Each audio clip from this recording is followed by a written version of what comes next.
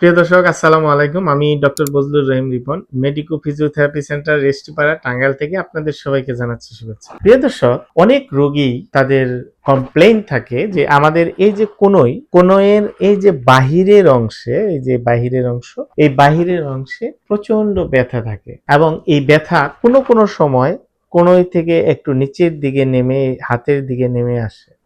এবং যাদের এই ধরনের ব্যথা থাকে তারা কোনো কিছু ধরতে গেলে ব্যথাটা বেড়ে যায় বা ধরতে গেলে শক্তি কম পায়। এই ধরনের সমস্যা সাধারণত আপনার যে কারণে হয়ে থাকে সেটাকে বলা হয় টেনিস এলবো বা ল্যাটারাল ইপিকন্ডাইলিটিস। টেনিস এলবো বা ল্যাটারাল ইপিকন্ডাইলিটিস হচ্ছে যে আমাদের এই যে ল্যাটারাল ইপিকন্ডাইলের মধ্যে যে মাসলটি অ্যাটাচমেন্ট থাকে, বিশেষ করে এক্সটেনসর কার্পি রেডিয়ালিস ব্রেভিস মাসলটা বেশি আক্রান্ত হয়। এর পিছনে মেইন কারণ হচ্ছে বায়োমেকানিক্যাল এবং অ্যানাটমিক্যাল কারণ এই ল্যাটারাল ইপিকন্ডাইলিটিসের এক্সটেনসর কার্পি রেডিয়ালিস ব্রেভিস মাসলটা অ্যাটাচমেন্ট থাকে এবং আমরা যখন হাত মুভমেন্ট করি বা হাত দিয়ে কাজ করি বা নাড়াচাড়া করি, মোচড়াই, তখন কিন্তু এক্সটেনসর কার্পি রেডিয়ালিস ব্রেভিস মাসলের টেন্ডনটিতেই বারবার আপনার ইউজ হয়, ফলে এই মাংসপেশির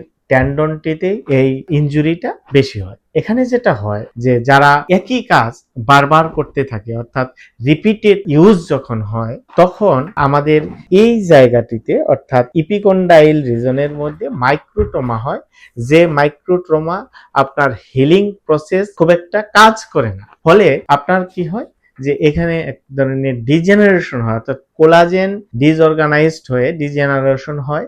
এটাকে অবশ্য শুধু ইনফ্লেমেটরি ডিজিজ না, এটাকে বলা হয় ডিজেনারেটিভ টেন্ডিনোপ্যাথি। মূলত এখানে ডিজেনারেশনটাই বেশি ঘটে, ইনফ্লেমেশনের চেয়ে ডিজেনারেশনটা বেশি থাকে। তো যারা কবজিকে ব্যবহার করে বা এলবোকে, কনুইকে ব্যবহার করে বেশি কাজ করেন, তাদের ক্ষেত্রে কিন্তু এই ধরনের টেনিস এলবো হওয়ার সম্ভাবনা থাকে। শুধুমাত্র টেনিস খেলোয়াড় যারা, তাদের ক্ষেত্রে এটা হয় তা কিন্তু নয়। যারা আমাদের কবজি ব্যবহার বেশি করে অথবা কনুইয়ের ব্যবহার বেশি করেন, বিশেষ করে যারা গৃহস্থালী কাজকর্মের সাথে, মহিলাদের ক্ষেত্রে বিশেষ করে যারা কাটাকাটি বেশি করেন বা যারা রং মিস্ত্রি, রাজমিস্ত্রি, এরকম যারা মিস্ত্রি টাইপের অ্যাক্টিভিটিস করেন, প্লাম্বার মিস্ত্রি, এদের ক্ষেত্রেও কিন্তু আপনার এই ধরনের টেনিস এলবো বেশি হতে পারে। তো এই ধরনের টেনিস এলবো হলে সাধারণত যে উপসর্গগুলি দেখা যায় যে আমাদের এই যে কনুইয়ের বাইরের অংশে ব্যথা হয়, ব্যথাটা অনেক সময় হাতের নিচের দিকে নেমে যায়, কোনো কিছু ধরতে গেলে আপনার পড়ে যাওয়ার সম্ভাবনা থাকে বা হাত দুর্বল লাগে, এই ধরনের উপসর্গ সাধারণত বলে থাকে। তো এই ধরনের টেনিস এলবো হলে আসলে তার মূল চিকিৎসা ব্যবস্থা, কারণ আগেই বলেছি যে এটা কিন্তু শুধু ইনফ্লেমেশন নয়, এটা হচ্ছে একটা ডিজেনারেটিভ টেন্ডিনোপ্যাথি। সুতরাং এই ক্ষেত্রে কিন্তু আপনার ব্যথানাশক ওষুধ খেলেও আপনার খুব একটা ভালো কাজ করে না, কারণ এখানে যেহেতু ডিজেনারেশন থাকে। সুতরাং এক্সারসাইজ বেসড রিহ্যাবিলিটেশন হলো এই ধরনের টেনিস এলবোর জন্য বা কনুইয়ের ব্যথার জন্য সবচেয়ে গবেষণালব্ধ বেস্ট ট্রিটমেন্ট। কারণ যেহেতু এখানে ডিজেনারেশন থাকলে সেটা আপনার এক্সারসাইজ বেসড ট্রিটমেন্ট নিলে সহজেই এই ধরনের টেনিস এলবো থেকে মুক্ত হওয়া যায়। এর জন্য যেটা দরকার যে আগে পেশেন্ট এডুকেশন খুবই জরুরি।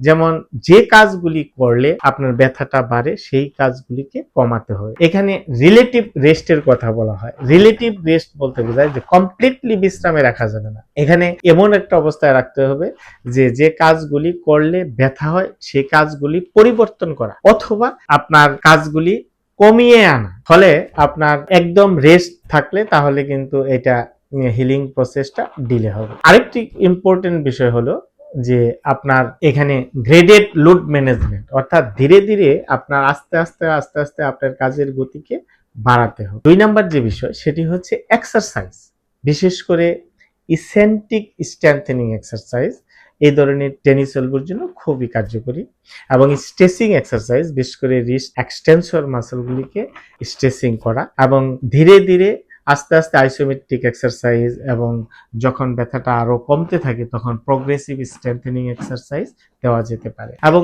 ম্যানুয়াল থেরাপি, বিশেষ করে মুভমেন্ট উইথ মোবিলাইজেশন টেকনিকটা এই ধরনের টেনিস এলবোর ক্ষেত্রে খুবই ইফেক্টিভ কাজ করে এবং পেইন ফ্রি মুভমেন্টটা সবচেয়ে বেশি জরুরি। এর সাথে আপনার ইলেকট্রিক্যাল মডালিটিস যেমন শক ওয়েভ থেরাপি বা আল্ট্রাসাউন্ড থেরাপি, হ্যাঁ, এগুলিও অনেকটা সহায়ক ভূমিকা পালন করে ব্যথা কমাতে এবং ফাংশনটাকে ইমপ্রুভ করতে। এবং কোনো কোনো সময় দেখা যায় যে আমাদের কাউন্টার ফোর্স হিসেবে আমরা ব্রেস ব্যবহার করতে পারি পেইনটাকে কন্ট্রোল করার জন্য।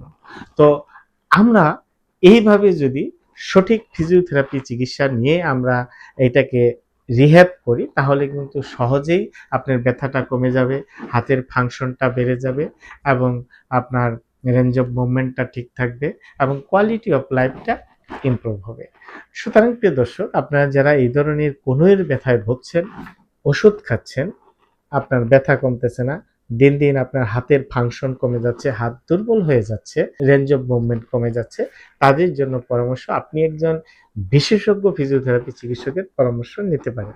আমাদের পরামর্শ নিতে চাইলে আমাদের স্ক্রিনে দেওয়া নাম্বারে যোগাযোগ করতে পারেন। ধন্যবাদ, ভালো থাকবেন, আসসালামু আলাইকুম।